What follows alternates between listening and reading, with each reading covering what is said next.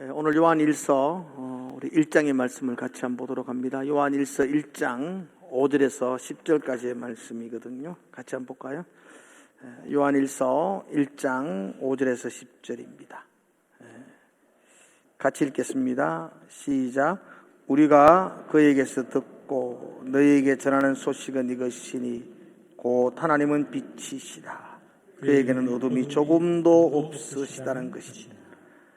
만일 우리가 하나님과 사귐이 있다 하고 어둠에 행하면 거짓말을 하고 진리를 행하지 아니함이거니와 그가 빛 가운데 계신 것 같이 우리도 빛 가운데 행하며 우리가 서로 사귐이 있고 그 아들 예수의 피가 우리를 모든 죄에서 깨끗하게 하실 것이요 만일 우리가 죄가 없다고 말하면 스스로 속이고 또 진리가 우리 속에 있지 아니할 것이요 만일 우리가 우리 죄를 자백하면 그는 미쁘시고 의로우사 우리 죄를 사하시며 우리를 모든 불의에서 깨끗하게 하실 것이요 만일 우리가 범죄하지 아니하였다 하면 하나님을 거짓말하는 이로 만드는 것이니 또한 그의 말씀이 우리 속에 있지 아니하니라. 아멘. 오늘부터 요한 1서, 2서, 3서를 다음 주, 그 다음 주에 걸쳐서 하게 될 거예요. 신약 성경의 마지막 부분을 우리가 이제 살펴보게 될 것입니다. 이 편지는 제목처럼 요한이 기록해서 보낸 편지라는 것에 대하여 누구도 의의를 제기하지 않습니다. 누구에게 보낸 편지냐? 성경 속에는, 본문 속에는 명확하게 드러나 있지 않지만 학자들이 당시의 상황과 형편들을 연구해 볼 때에 이 요한이 소아시아에 있는 여러 교회들에게 보낸 편지다, 그렇게 정의를 내립니다. 소아시아가 어디냐 하면 요한계시록 2장에 보면 7교회에 보내는 편지가 나옵니다. 에베소, 스무나, 버가모, 두오디라, 사데, 필라델비아, 라오디기아, 이런 교회들이 소아시아에 당시 현존하고 있었던 교회들이었습니다. 특히 요한은 소아시아에 있는 에페소에서 30년을 목회했던 목사였습니다. 목회자였습니다. 그러니까 요한은 자기가 목회하던, 그리고 에베소에서 그가 임종을 맞이했는데요, 자기가 목회하던 그 에베소 교회를 비롯해서 그 인근에 있는 여러 교회들에게 보내는 편지, 다른 말로 하면 그들에게 외치는 설교가 요한 1서, 요한 2서, 요한 3서다, 그렇게 정의할 수 있습니다. 예전에 우리나라도 선교사님이 한 교회만 이렇게 섬기지 못하고 말을 타고 이 교회에 왔다가 저 교회에 가서 설교하고 했던 것처럼 당시에도 요한이 소아시아에 있는 여러 교회들에게 관심을 가지고 목양을 하고 있을 때였어요. 그래서 그 교회를 향하여 간절한 편지를 보내는 것이 요한 1, 2, 3서다. 이런 배경들을 여러분들이 알고 이렇게 성경을 보면 참 좋겠어요. 요한이 어떤 사람이었던가, 이 편지를 적었던 요한이 어떤 사람이었는가. 요한복음도 적었고 요한 1, 2, 3서, 그리고 요한계시록을 적었던 분이신데 그 요한에 대해서 우리가 잠깐만 살펴보고 넘어가는 것이 요한 1, 2, 3서를 배우는 데에 중요하지 않을까 생각되어서입니다. 요한은 예수님의 12제자 가운데 한 사람이었고, 특별히 요한은 그 12제자 중에 가장 나이가 어린 제자였다고 말해요. 그래서 많은 사람들에게 사랑을 받았더랬어요. 요한은 자기 자신을 표현할 때에 예수님께서 사랑하시는 제자, 이렇게 자기를 표현했어요. 그 6월절 만찬 때에도 십자가 앞에서도 자기가 쓴 복음서에 보면 자기를 소개할 때 나 요한이 이렇게 말하지 아니하고 예수님이 사랑하시는 제자, 이렇게 자기를 표현했어요. 그러니까 예수님과 아주 친밀한 관계를 가지고 있었던, 아주 깊은 사귐을 가졌던 제자 중에 하나였고, 예수님이 유독히 사랑했던 제자 중에 하나였습니다. 또한 요한은 오래 장수합니다. 예수님의 다른 12제자들은 각처에서 일찍 순교를 합니다. 요한의 형이었던 야고보도 예루살렘에서 목베임을 당해 죽었고요. 예수님의 제자였던 베드로도 로마에서 순교를 하죠. 바울도 그랬었고, 도마는 저 인도에 가서 순교를 당하기도 하죠. 그런데 요한은 예루살렘에서 복음을 전하고 선교하고 에베소에서 아주 장수하며 거의 100세가 가까운 나이까지 목회를 하시다가 그렇게 하나님의 부름을 받았다. 오랫동안 복음의 현장 속에서 복음을 전하면서 복음의 1세대, 복음의 2세대, 복음의 3세대까지 요한이 목회하며 복음을 전했던 사람이었다. 그렇게 볼 수가 있습니다. 또한 요한은 젊을 때 성경이 매우 급했어요. 과격했어요. 한 번은 그런 일이 있었습니다. 예수님이 사마리아 도시로 들어가려고 그럴 때 사마리아 사람들이 예수님을 못 오게 막았어요. 원래 사마리아와 예루살렘 유대인들 간에 갈등이 있었지 않습니까? 그래서 예수님이 사마리아 들어가려고 그러니까 그 사람들이, 동네 사람들이 못 오도록 막았어요. 그러다 요한이 예수님에게 이렇게 말합니다. 선생님이요, 하늘에서 불을 명하여 저 도시를, 저 마을을 멸살해버릴까요? 그러니까 예수님 못 오게 막은 건 잘못이지만 그렇다고 해가지고 불로서 도시를 확 불살라버리겠다, 이건 좀 과하다. 예수님이 그러지 마라, 그리고 다른 데로 가자, 이래서 돌아갔던 그 사건이 있어요. 그때 예수님이 요한을 가르쳐서 별명을 붙여주셨어요. 너 우레의 아들이다. 우레란 말이 천둥번개거든요. 네 성격이 천둥번개 같구나, 급하구나, 너 우레의 아들이다, 그렇게 불려지기도 했었어요, 젊은 날. 근데 요한이 이 요한 1, 3서를 쓸 때가 말년이거든요. 요한이 90세의 나이가 되었을 때 이 편지를 썼는데, 요한 1서, 2서, 3서에는 사랑이 가득 차 있어요. 사랑해라, 사랑해라. 그 요한이 그 당시로서는 사랑만을 설교했다 그래요. 그래서 요한을 사랑의 사도라, 그렇게 이름을 붙여요. 그러니까 우레의 아들에서 사랑의 사도로 그렇게 변화되었던 사람, 그 사람이 바로 요한이었다고 봅니다. 요한 1서, 2서, 3서를 3주간 연속으로 볼 건데, 이 편지가 언제 기록되어졌냐니까 모든 학자들이 공통적으로 AD 한 90년 이후에 기록된 편지라 그래요. 요한 1, 2, 3서, 계시록이 다 AD 한 90년 이후에 기록되어졌어요. 이 말을 다른 말로 하면 예수님이 하늘로 승천하시고 한 60년이 지난 후에 기록된 책들이에요. 그때는 복음의 1세대였던 요한과 제자들, 예수님을 직접 보았고 경험했던 사람들은 거의 세상을 떠났고, 복음의 2세대와 3세대들이 교회를 지키고 있던 시대였습니다. 그러니까 이 요한 1, 2, 3서는 복음의 2세대, 3세들에게 보낸 편지입니다. 여러분, 1세대들은요, 예수님을 보았고 그의 말씀을 들었고 그분을 만졌던 사람입니다. 그분을 피부로 체험했던 사람들이에요. 그런데 2세대들은 그냥 엄마에게 들었던 사람들이에요. 신앙이 1세대처럼 그렇게 뜨겁지를 못했어요. 제가 어제 제자훈련하는 팀들하고 어제 밤에 제자훈련하면서 제가 우리 제자훈련할 정도 같으면은 신앙생활 좋을 사람들 아니에요. 그분들에게 제가 그렇게 이야기했어요. 자녀 위해서 기도하지 마시라고. 여러분, 자녀 위해서 기도하지 마세요. 또 이렇게 하면 또 오해한다. 또 자녀 위해서 기도하지 말라는 말은 자녀 위해서 여러분들이 뜻빠지게 기도하지 마시고 그 자녀가 기도하도록 만드셔야 돼요. 자녀를 기도하도록 만드셔야 된다고요. 자녀는 아무 기도도 안 하는데 여러분의 기도회가 자녀의 인생을 자꾸 좋은 방향으로 펴도록 만들면은 그 자녀들은 하나님을 들었고 경험하고 체험할 기회가 잃어버리는 거예요. 복음 2세대들이 그렇잖아요. 1세대들이 얼마나 뜨겁게 기도해가지고 2세대들은 기도 안 하고 사는 거예요. 기도 안 하고 사는 게 행복이 아니고 신앙이 나태해지고 회의해지고 신앙의 뚜렷한 가치관을 잃어버리고 사는 시대가 되어버렸다는 거죠. 지금 이 편지를 읽는 소아시아에 있는 교인들이 복음의 2세대들이었어요. 들었고 보았고 체험했고 만졌고 그런 것들과는 동떨어져서 그냥 밋밋한 신앙생활을 하고 있는 세대들을 향하여 다시 한 번 더 복음을 전하고 싶었어요. 요한이 다시 한 번 더.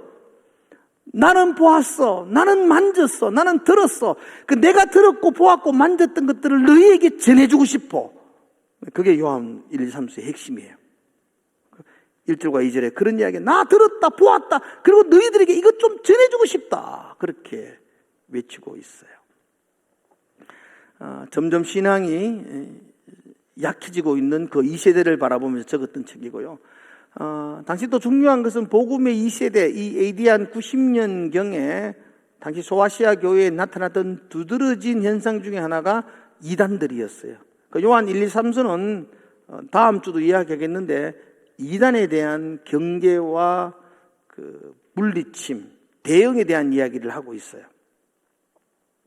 당시 교회를 혼잡하게 만들었던 이단이 그노시스 학파예요. 우리말로 해석하면은 많이 들어보셨을 거예요. 영지주의라고 말해요. 이 정도는 알고 계셔야 돼요. 영지버섯이 아니고 영지주의라고 말해요.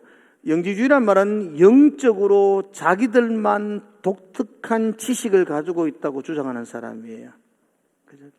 자기들에게만 영적인 지식이 있다 말하는 영지주의자들이에요. 요즘 우리 교회 주변에 있는 이단들도 다 영지주의자입니다. 이만희 지만 계시를 받았다 그러잖아요. 자기만 독특한 계시를 받았다. 문선명이도 한창 그랬었지요. 지금 구원파도 동일하게 자기에게만 특별한 계시가 임했다고 이야기해요. 그 영지주의의 다 아류들입니다. 깊이 전통이 있는 이단들이죠. 자, 영지주의는 어떤 사람들인가? 여러 가지 이야기를 할 수 있는데 가장 두드러진 이것만은 여러분들이 꼭 알아야 될 것, 영지주의들이 주장하는 거 꼭 알아야 될 것 있어요. 그들은 인간을, 우리 육체를 영과 육으로 분리합니다. 영과 육이 하나가 아니고 영이 있고 육이 있다는 거죠. 그리고 그 이론적으로 생각합니다. 영은 선하고 영은 거룩하고 영은 착하고 육은 악하고, 그래서 우리에게 구원에 있어서, 신앙에 있어서 중요한 건 영이라는 겁니다. 영이 중요합니다. 육체는 그 영을 감싸고 있는 포장지에 불과하다는 거죠. 껍데기에 불과하다는 겁니다. 중요한 건 영이라는 겁니다. 영이 중요해요? 육이 중요해요? 여러분, 영이 중요할까요? 육이 중요해요? 영이 중요하다고 말해주세요. 영이 중요해요. 맞아요. 여러분, 이단들이 끝이 다른 거지 처음부터 다른 게 아니에요. 그래서 어디가 다른지를 잘 부르셔야 돼요. 영이 중요해요. 우리의 구원은 영혼의 구원이라고 말해요. 그들은 영혼이 구원하면 됐지 악한 육체는 구원받을 필요가 없다, 썩어져 없어진다는 거예요. 영혼의 구원이 중요하다는 거예요. 근데 이 주장이 잘못되고 좀 더 깊게 넘어가면 어디까지 가느냐면, 영혼이 중요하기 때문에 육체가 악한 일을 저지르는 것은 괜찮다는 거예요. 내가 사창가에 누워 있어요. 그건 영혼이 누워 있는 게 아니고 육체가 누워 있는 거죠. 영혼은 거룩한 거, 거기 안 갔다는, 육체가 잘못한 거니까 육체는 멸하고 사라지는 거니까 괜찮다는 거죠. 내가 거짓말을 했어요. 내가 죄를 지었어요. 그 죄를 지은 것은 영혼이 아니고 육체가 지은 거라는 거죠. 육체는 망하고 멸해져요. 영혼은 그가 관계없다는 겁니다. 그래서 더 나아가면은 죄를 지어도 괜찮다. 그건 육체가 짓는 거니까 내 영혼의 구원과 아무 상관이 없다. 그렇게 주장하는 거. 그래서 교회 안에서 찬송하고 예배하지만 밖에 나가서는 죄 짓고 지 맘대로 살고 그래도 그거 괜찮다는 거예요. 죄를 합리화시키고 죄악 가운데 사는 것에 대하여 그렇게 죄책감이나 찔림을 주지 않는 주장, 그게 영지주의자들이었어요.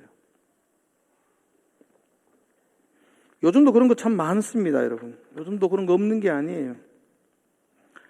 제가 전에도 한번 간증을 했던 것 같은데요. 제가 중학교 때에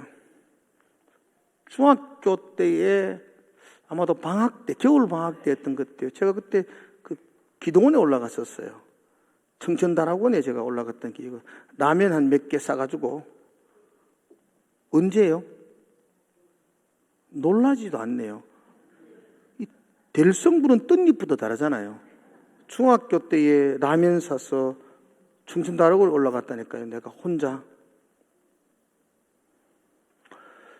그리고 그 방에 첫날은 내가 혼자 지냈는데 둘째 날인가요? 둘째 날에 그 방에 아주 양복을 입은 선생님 두 사람이 들어오셨어요.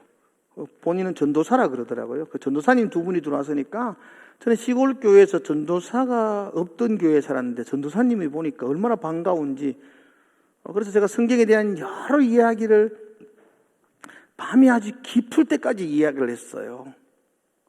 그분이 그날 밤에, 그 전도사님 두 분이 그날 밤에 저에게 가르쳐준 복음이 있었어요. 예수님이 우리의 죄를 위해서 십자가를 지셨대요. 아멘이세요? 예수님이 우리의 죄를 위해 십자가를 지실 때에 나의 지난 모든 죄가 용서받았대요. 맞습니까? 오늘 내가 짓는 죄도 용서받았답니다. 예수 십자가 때문에. 내일 내가 미래에 앞으로 지을 죄도 용서를 받았답니다. 맞나요? 나의 과거와 현재와 미래의 모든 죄를 예수님이 십자가이심으로 용서해 주셨다는 거죠. 그러니까 네가 내일 지을 죄 때문에 마음 아플 필요 없고, 내일 죄 짓는다고 해서 그거 회개할 필요 없다. 그거 다 용서해 주셨다고. 할렐루야. 나는 복음을 들었어요. 중학교 때 얼마나 죄악 가운데 죄 짓는 일이 많았겠어요. 그런데 주님께서 나의 내일의 죄까지도 다 용서해 주셨다고요. 복음이잖아요. 아, 그래서 이걸 복음이라고 하는구나. 내 옛날 죄뿐 아니고 앞으로 내가 지을 죄도 다 십자가에서 용서받았기 때문에 너 앞으로 지을 죄 때문에 죄책감 가지고 살지 말고 그거 회개한다고 그렇게 애쓰지 마라. 회개할 필요 없다. 네 모든 죄가 용서받았다. 그랬어요. 맞나요?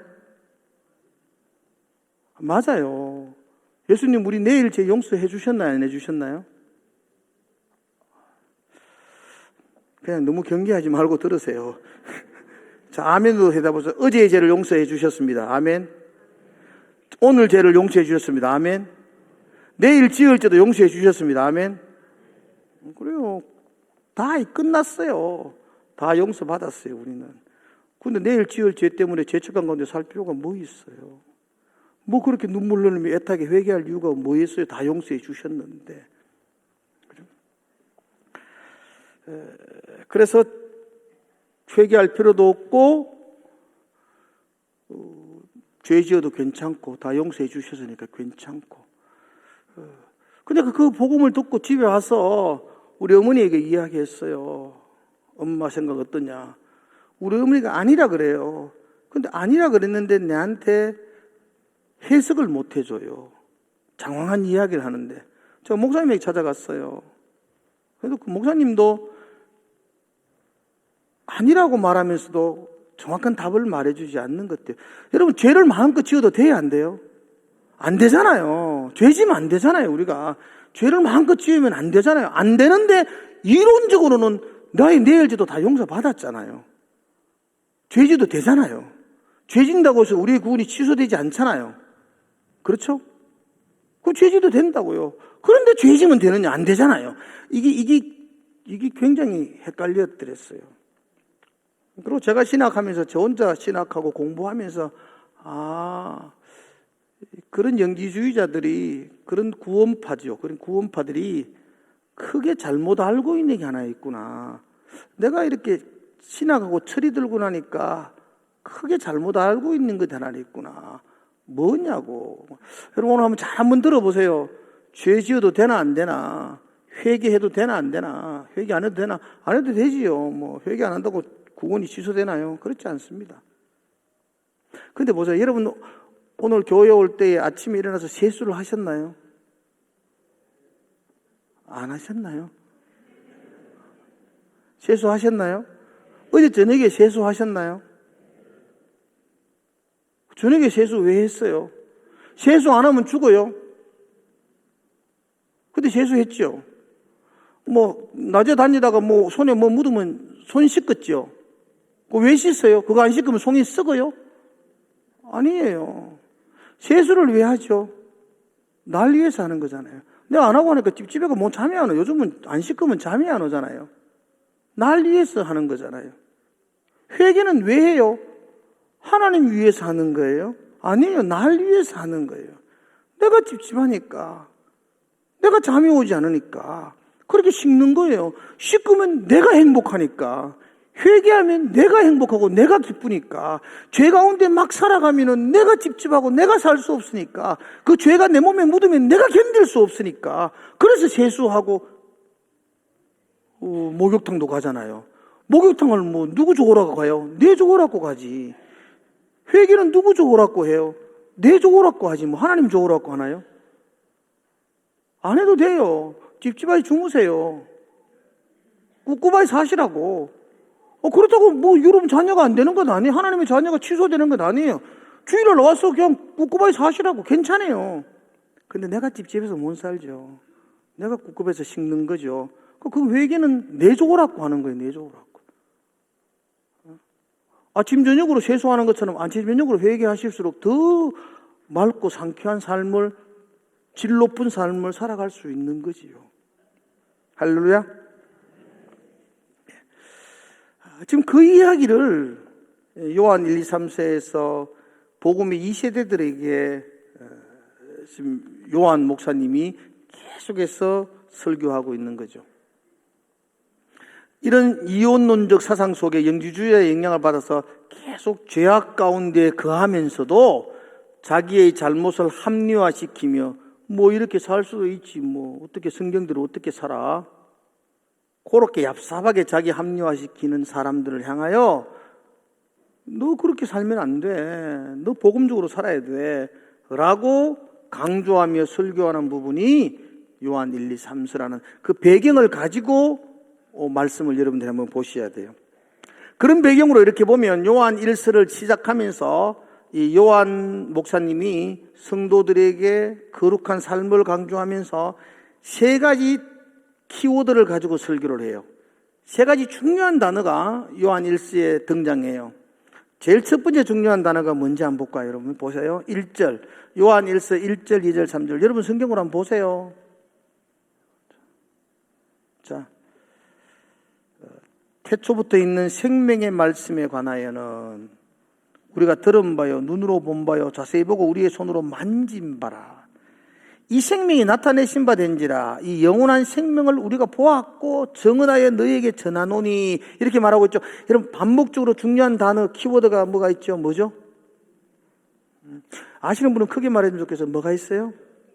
생명이라는 단어가 있어요. 그래서 요한은 제일 먼저 중요한 단어를 생명이라고 사용해요. 생명은 뭐냐? 생명은 말씀이라는 거예요. 생명이 말씀이에요. 생명이 하나님이에요. 생명이 예수 그리스도세요. 우리의 생명은 좋은 차가 아니고요, 넓은 집이 아니고 예수 그리스도 말씀이 나와 여러분들의 생명이에요. 아멘이세요? 그 생명이 여러분들에게 있어야 돼요. 그 생명을 강조하는 거예요. 그 생명, 주께 있네. 주 안에 생명이 있다. 그게 생명이다. 네가 지금 뭘 바라보고 사느냐? 이 말씀이 생명이다. 이 하나님이 생명이다. 라는 걸 복음의 2세대들에게 요한이 피를 토하며 설교하는 거예요. 그들은 자동차 큰 게 생명이라고 생각했어요. 그들은 아파트 넓은 게 생명이라고 생각했어요. 통장에 잔고가 많은 걸 그들은 생명이라고 생각했어요. 근데 그들에게 말해요. 그게 생명이 아니고 태초부터 있던 생명은 하나님 예수 그리스도 그 말씀이 너의 인생의 생명이다. 그렇게 말씀하는 거죠. 할렐루야죠? 예. 자, 그리고 두 번째 보세요. 두 번째 귀한 단어가 있어요. 키워드 단어 3절이에요. 우리가 보고 들은 바를 너희에게도 전함은 너희로 우리와 사귐이 있게 하려 함이니 우리의 사귐은 아버지와 그의 아들 예수 그리스도와 더불어 누림이라. 중요한 단어 뭐죠? 사귐이라는 단어를 써요. 코이노니아, 교제 이렇게 말해요.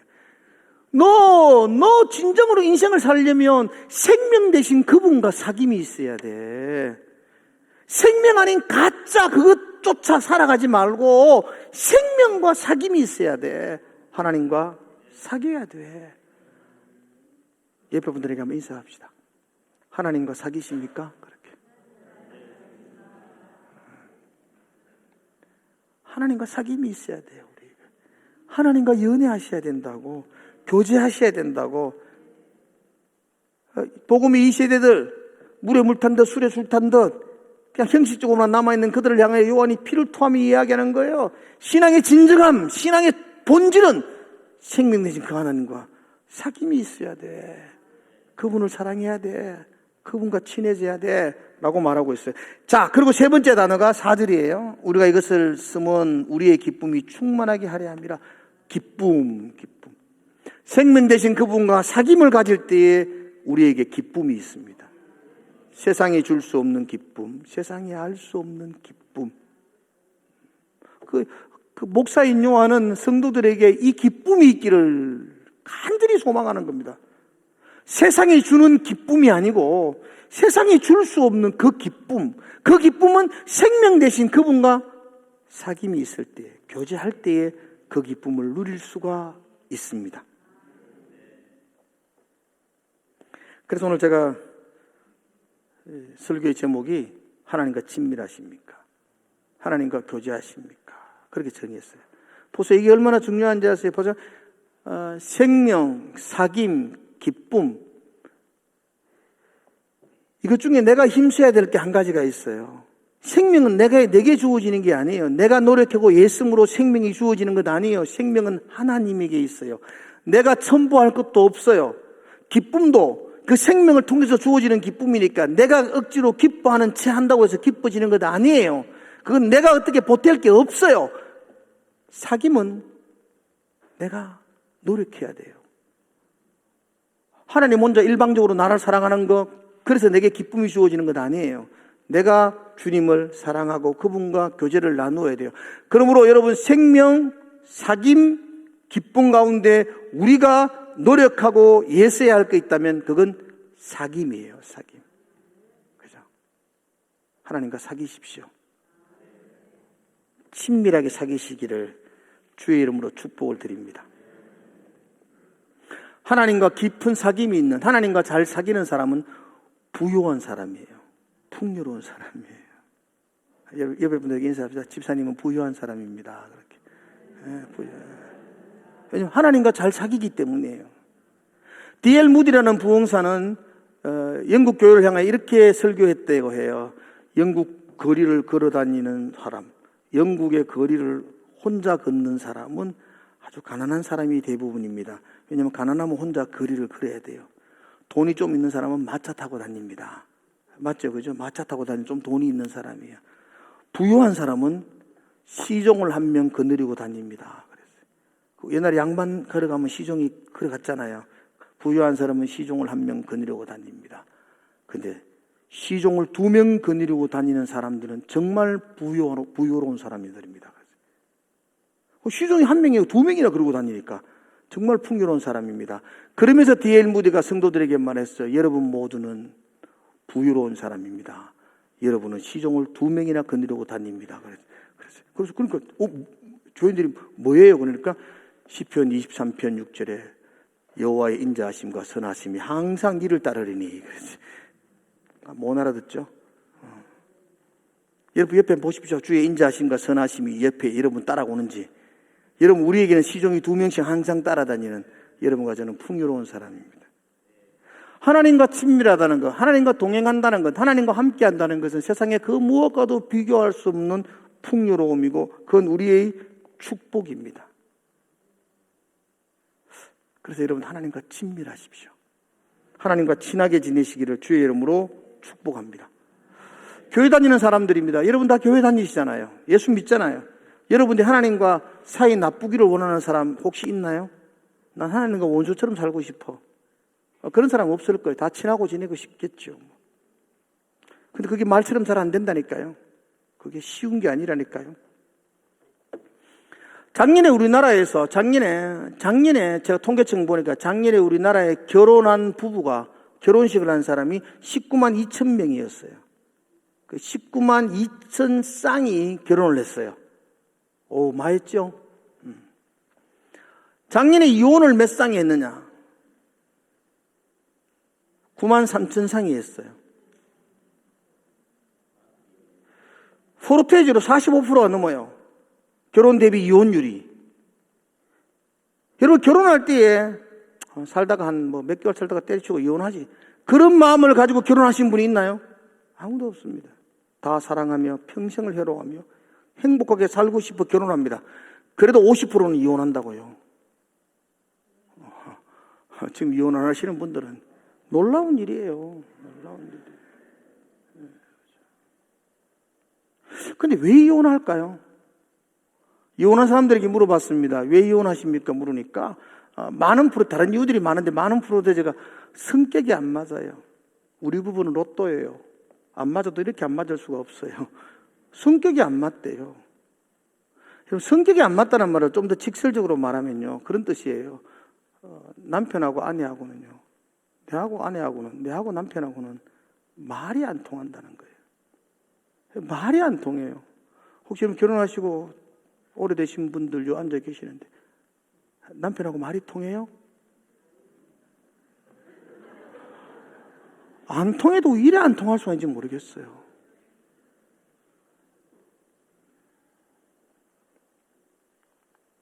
우리 사람도 저보고 당신하고 말이 안 통한다 그래. 내가 안 통한다. 내가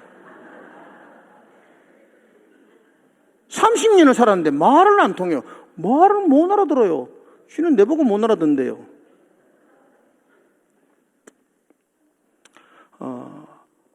혹시 여러분 중에 부부가 말이 통하는 사람도 있답니다. 놀라운 일이죠. 놀라운 일이 있답니다. 하여튼 있답니다. 말이 안 통해. 성격 차이. 말이 안 통해서 이혼해요. 나는 지금 한 30년 살았는데 이혼 안 했습니다. 참고 있기 때문이에요. 말이 통해가 이혼한 게 아니고. 한 사람이 속이 썩어 문드러지면서 참고 있어요, 지금. 허파가 디비졌다가 옳게졌다가 이러면서 참아요. 참으니까 살고 있는 거지 말이 통해서 사는 게 아니라고요. 그렇죠? 참아요. 말이 안 통한다는 말이 무슨 뜻인가 여러분 아세요? 말이 안 통한다는 건요, 모른다는 거예요. 그 사람을 모른다는 거예요. 아내는 남편을 모른다는 거예요. 남자를 몰라요. 남편도 아내를 몰라요. 모르니까 말이 안 통하잖아요. 잘 아세요? 잘 아는 것처럼 지금 생각하고 있지만 여러분 잘 몰라요. 남자와 여자는요 너무나 다른 사람이에요. 여러분들 너무나 다른 사람인데 우리는 다른 사람이라는 걸 생각을 못해요. 그리고 남자의 언어를 여자가 이해를 못하고 여자의 언어를 남자가 이해를 못해요. 그냥 참는 게 대수라 생각하고 이빨을 깨물고 참는 것뿐이지. 그러면요 오래 못 가요. 그래서 이혼하는 거예요. 그렇잖아요. 영적인 부분도 마찬가지 아니겠어요? 영적인 부분 생각해 보세요. 하나님을 너무 몰라요. 하나님 말을 못 알아들어요. 하나님 마음을 전혀 몰라요. 그런데 어떻게 하나님과 친밀하게 살 수가 있어요? 그래서 하나님과 이혼한다니까요. 부부만 이혼하는 게 50% 될까요? 하나님과 이혼하고도 눈치 때문에 사람들 시선 때문에 그냥 여기 앉아 있잖아요. 이혼 안 한 것처럼. 지금 마음은 다 하는 거 다 이혼해가지고 다 떨어져 있잖아요. 그래서 예배하자 하면 막 속이 상하고 하나님 만나자 하면 막 속 상하고 막 그렇잖아요. 예배가 기뻐요? 다시 예배가 기뻐요? 수요일부터 8시에 계속 와요. 기쁜 일이 있으니까. 한번 볼게요. 오는가 안 오는가. 안 기뻐요. 허벅지 찔러가면서 예배한다니까. 이혼했는데 같이 있으려고 하이 너무 힘든 거야. 왜 그래요? 몰라서 그래. 하나님을 잘 몰라서. 하나님을 알 때에 친밀해지는 거예요. 하나님을 알 때에 그분과 사귀는 게 행복해지는 거예요. 하나님을 알 때에 그분과 함께하는 게 즐거운 거예요. 하나님을 알아야지 그분과 예배하는 게 너무 행복한 거지요. 하나님 모르니까 안 끼면 앉으면 피곤하고 힘들고.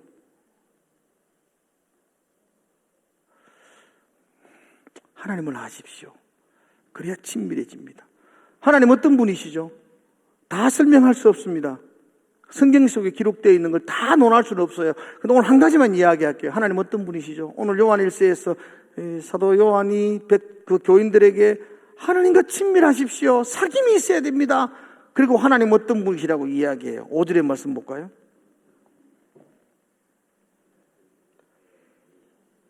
곧 하나님은 빛이시라. 하나님은 빛이시래요. 한번 따라합시다. 하나님은 빛이십니다. 네.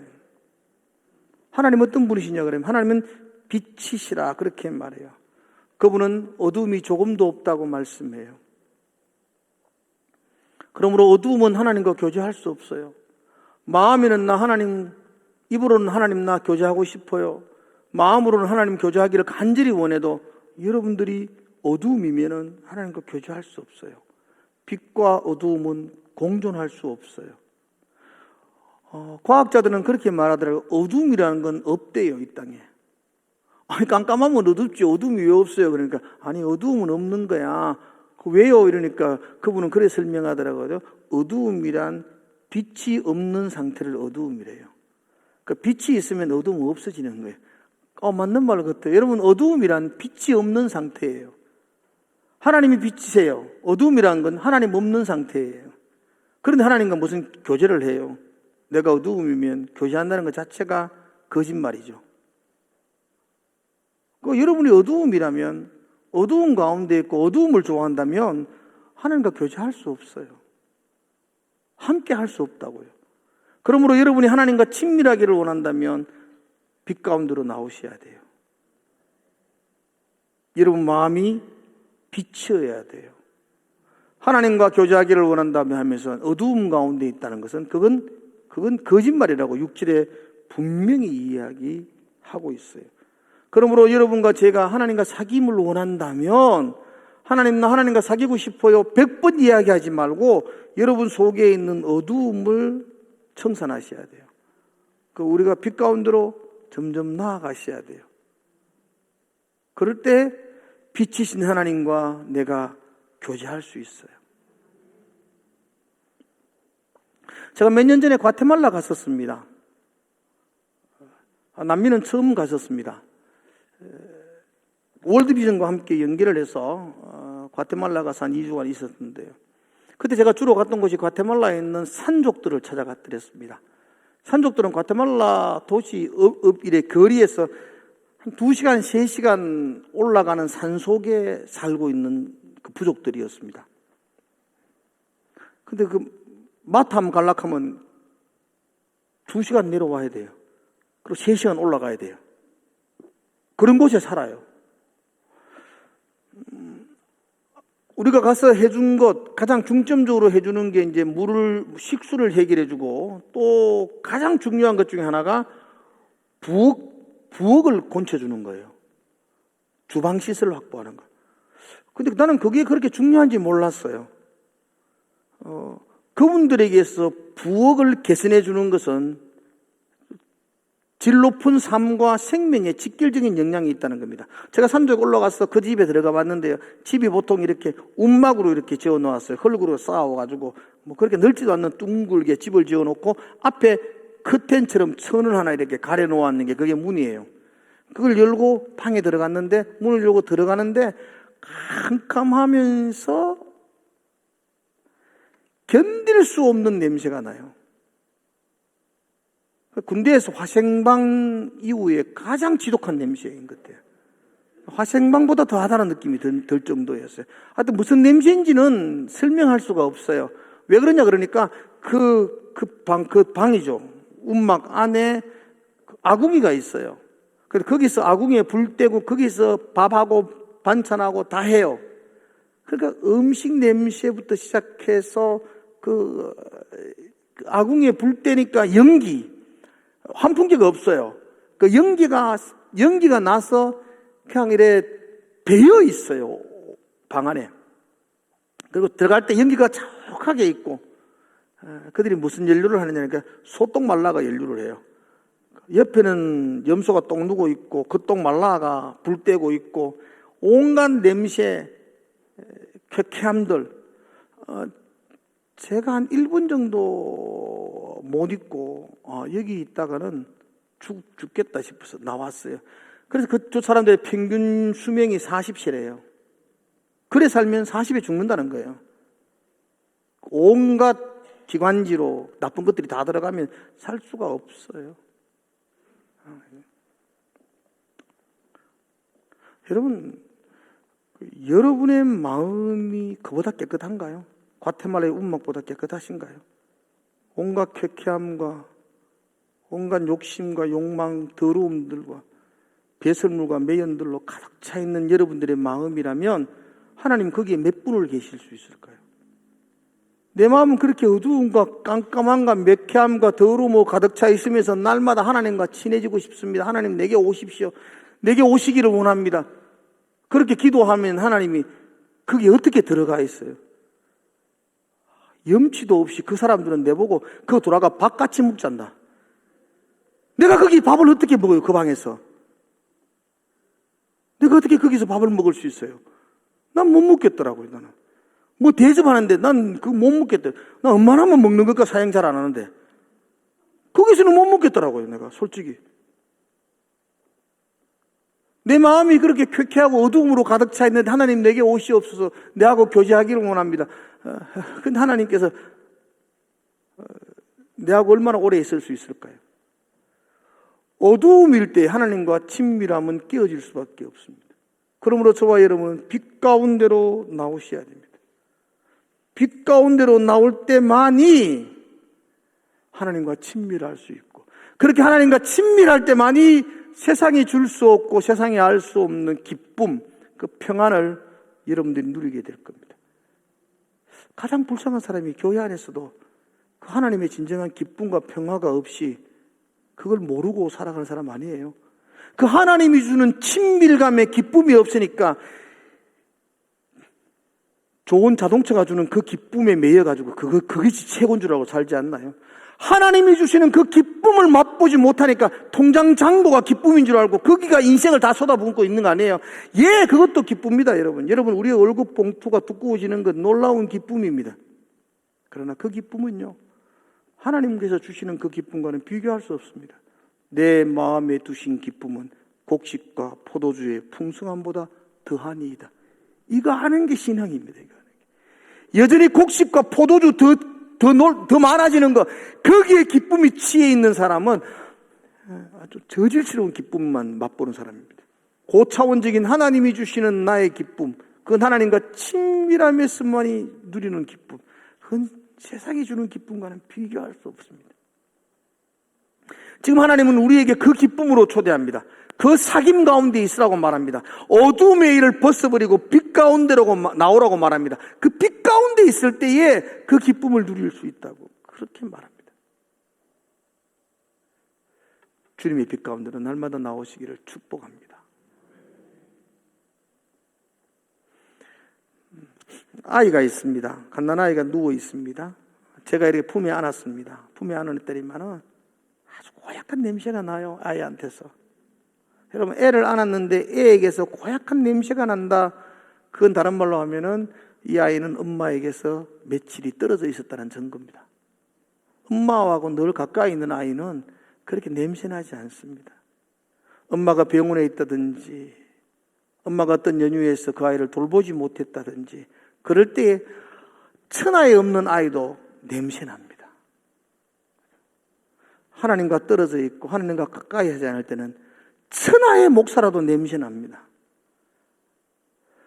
하나님과 가까이 하지 않으면, 며칠만 가까이 하지 않으면 평생을 3대째 4대 때 예수 믿었다 해도 그에게는 맡을 수 없는 꼬랑내가 납니다.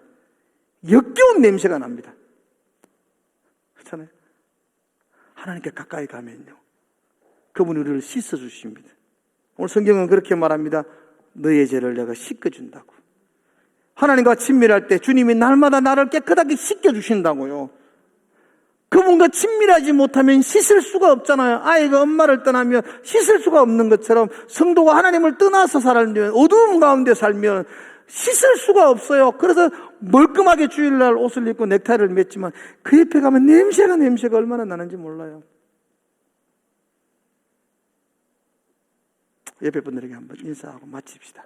냄새 풍기지 맙시다. 그렇게. 그건 내 힘으로 되는 것 아니에요. 하나님께 가까이 나아가십시오. 빛 대신 그분과 친밀하게 하십시오. 그럼 그분이 나의 죄를 날마다 씻겨주신다고 말씀하고 있습니다. 그게 우리의 기쁨입니다. 기쁨. 그게 기쁨입니다. 세상이 주는 기쁨과 비교할 수 없는 기쁨. 하나님과 친밀할 때, 하나님과 사귈 때 주는 기쁨. 그 기쁨. 그 기쁨을 맛보고 누리고 그 맛을 아는 것. 그게 신앙인입니다. 한 주간 동안 그 기쁨 가운데 살아내시는 여러분 되시기를 주의 이름으로 축복을 드립니다. 기도하겠습니다. 하나님과 함께하기를 원합니다. 그분하고 친밀하기를 원합니다. 그분이 빛이심을 내가 압니다. 그래서 어두움 가운데 있지 않기를 원합니다. 빛 가운데로 나오고 그분과 가까이 함으로 그분이 날마다 우리를 씻겨주심, 깨끗게 하심. 그래서 하나님의 향기 나타내며 살아갈 수 있게 하여 주시옵소서. 예수님 이름으로 기도드리옵나이다.